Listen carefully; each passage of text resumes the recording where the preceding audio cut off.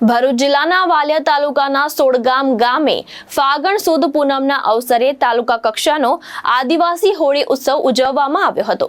જય આદિવાસી સેના દ્વારા આયોજિત આ ઉત્સવમાં આદિવાસી સંસ્કૃતિ અને પ્રકૃતિ પૂજાની પરંપરાને જીવંત રાખવાનો સંદેશ આપવામાં આવ્યો હતો।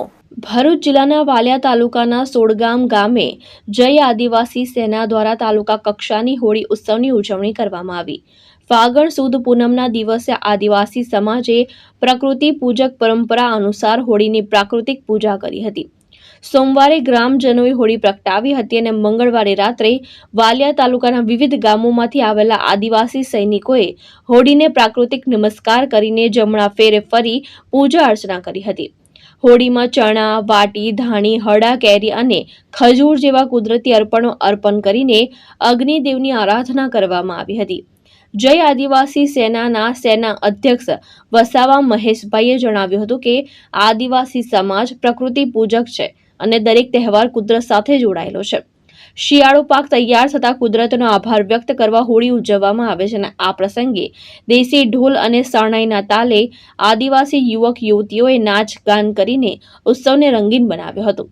આ અંતે જય આદિવાસી સેનાના પ્રમુખ વસાવા હાર્દિકભાઈએ કુદરત કી જય, જોહાર જય આદિવાસીના જયઘોષ સાથે સૌનો આભાર વ્યક્ત કર્યો હતો।